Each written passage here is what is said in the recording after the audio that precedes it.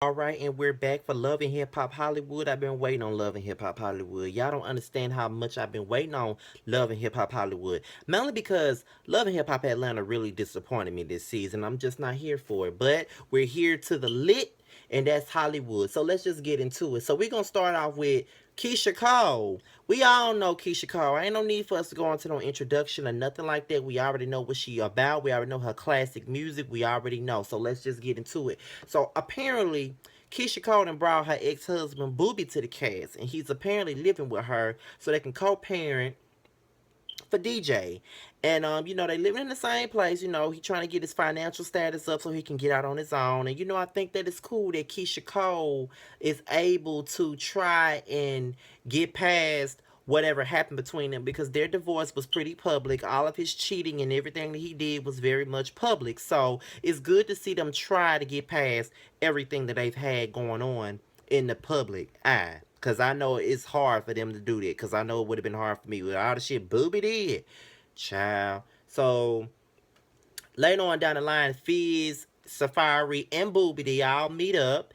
And Fizz was saying that he's very happy about Moniece getting a girlfriend. Cam is feeling her, he's feeling her. They all a big blended family. Safari, he's basically saying that him and Nikki were trying to date last year, but now they just decided that they're gonna be friends, and he's out here doing his thing. And he mentioned the fact that he heard Keisha Cole's song on the radio. The song she did with Remy Ma and French Montana, You. And he was like, well, you know what? I heard that song on the radio. If that song is about you, trust me, bro, I understand, because I had songs about me too. I had a couple of songs about you. Yeah, you had Better Lies about you. You had The Crying Game about you. You had By Heart about you. You had a couple of songs about you on that Pink Print album, bro. You had a couple of them about you. So, Booby was basically talking about how, it's good that with all the shit that he did to Keisha, how she's able to still have his back. That's a lot to deal with. That's a lot to do, because, when a motherfucker do you bad, it's hard to come back from that, especially publicly. You know what I'm saying? Like, that's a lot.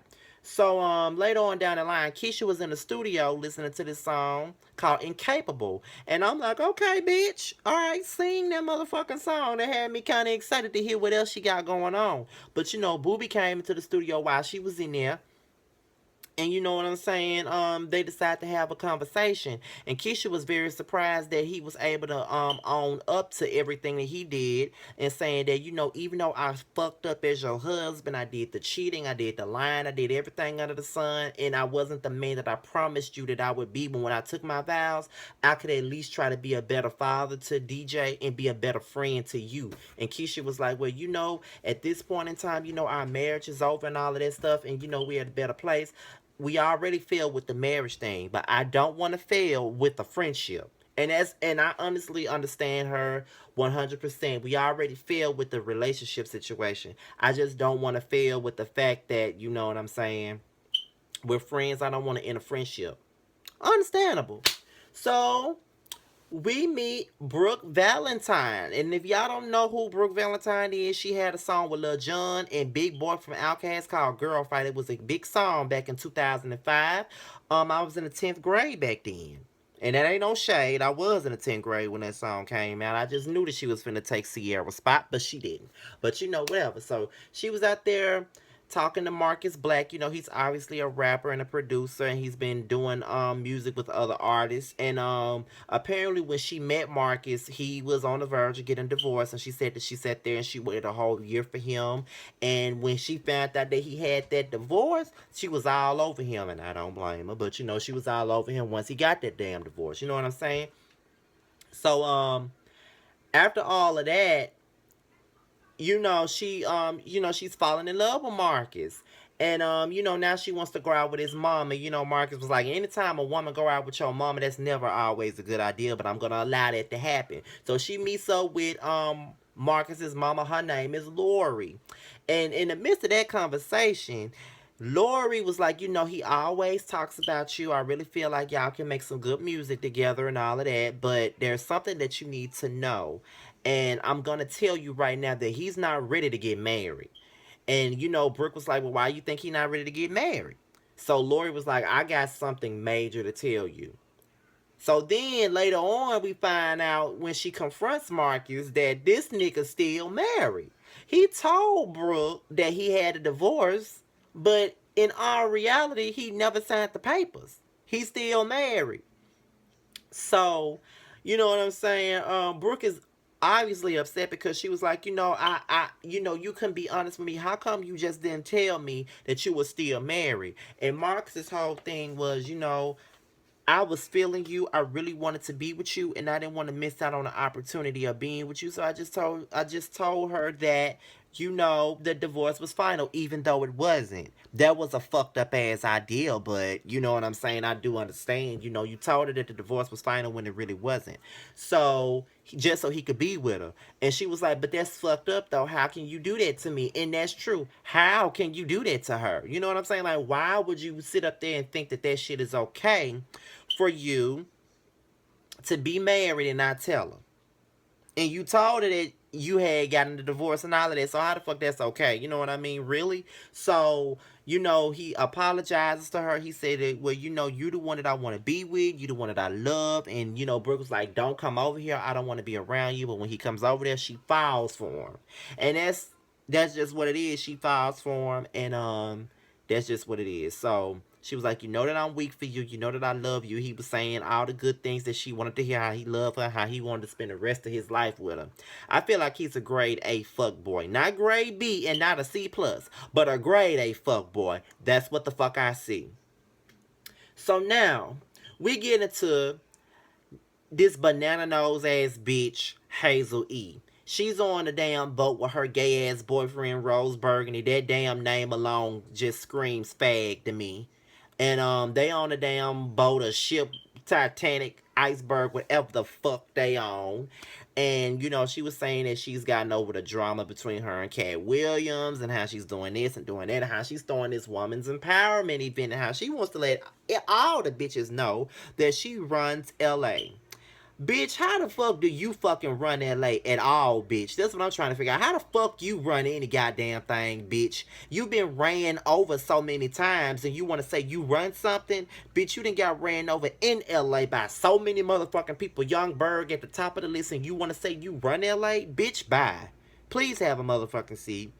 So she's sitting up here with her good Judy, aka her boyfriend, and she's saying she's having this event. She wants to invite Tierra, and she talking about how Tierra been breaking the code because she's friends with Masika. And here's the thing about that. I'm so sick of people always thinking that just because you friends with somebody and because your friend don't like somebody, that means you're automatically supposed to dislike them. Bitch, I'm a grown-ass man. And I can like whomever the fuck I want to like. That should not be an issue for you. Long as I'm loyal to you, that's all that motherfucking matters. Me being polite to somebody that you don't like, or me befriending somebody that you don't like, or me being cool with somebody you don't like, does not necessarily mean that I'm being disloyal to you. If I'm not sitting around talking about you, spreading your business, or discussing any aspect of your life with this bitch that you don't fucking like, if I'm not doing any of that, then I'm not being disloyal to you. Hazel, how the fuck can you talk about a code when you was sitting up there being cool with Princess?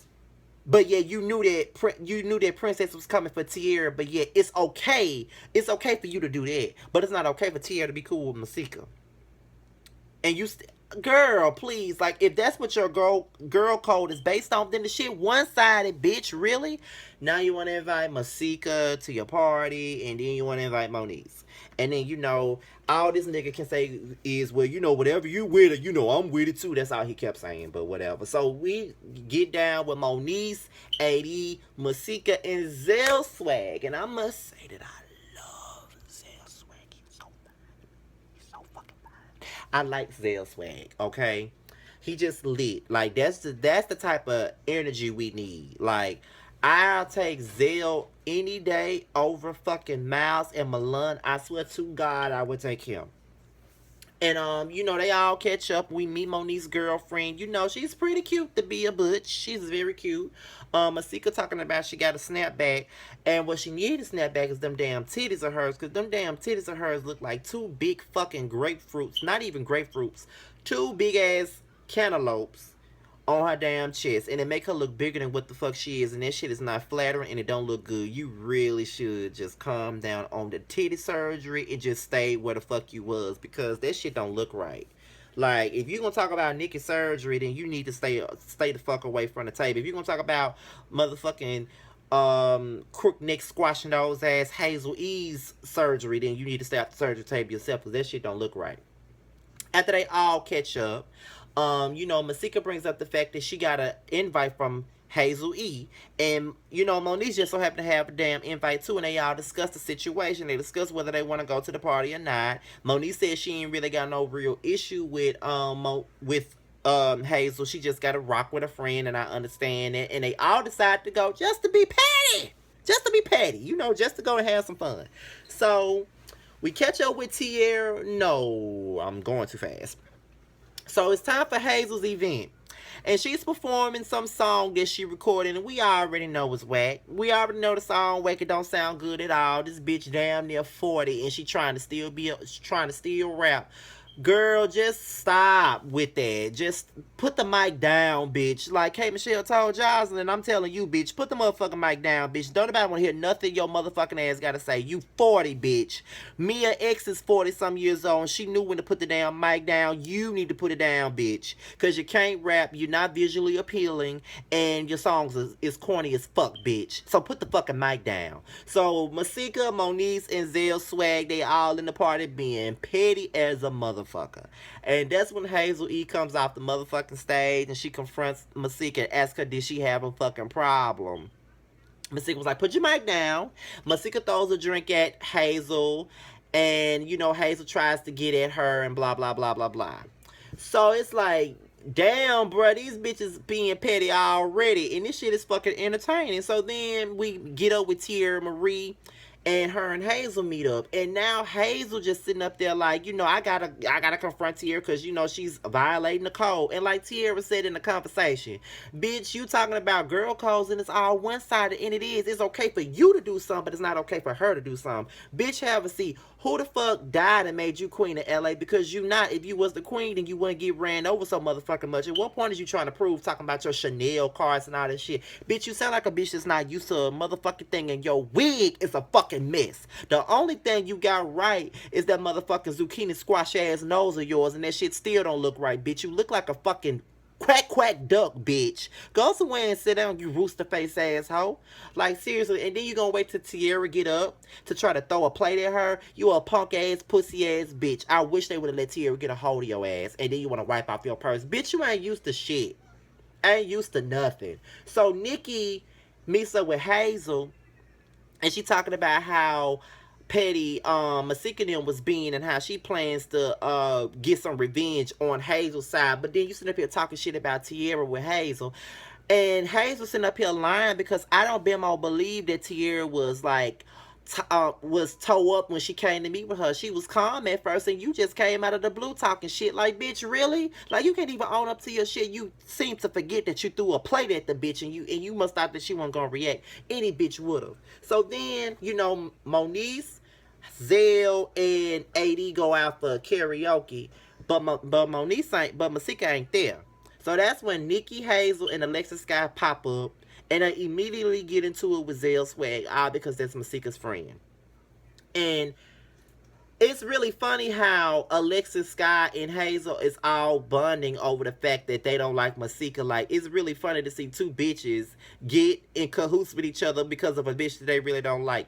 Press just like the name of Rashida's store. Y'all really need to have a seat. And, Alexa just coming at Zell, and Zell reading the fuck out of their ass, which he should, because they really trying to come for him. And to the point where Alexis throws a purse at him, and Zell threw a drink at her. Now, I'm not really for men getting physical with women, but Alexis asked for that when she threw that purse at him. Because I know if a bitch threw a purse at me, I would have threw something back at her. You better be glad I'm throwing something at you and not throwing my fist at your motherfucking ass. Because Alexis looks fucking pathetic. You really came on this show just to get at Masika? Girl, bye. All I can say is I enjoyed this first episode. I'm ready for the rest of the damn season. And I'm here for Zell Swag. I'm here for it all. I'm even here for Alexis Sky. What the fuck she gonna bring? I don't like the bitch, but I'm here for whatever she gonna bring. All my social media is at the bottom. Be sure to do whatever you want to do. Like, like, rate, subscribe, and I'll be back for my basketball wise review, bitches. I'll see y'all later.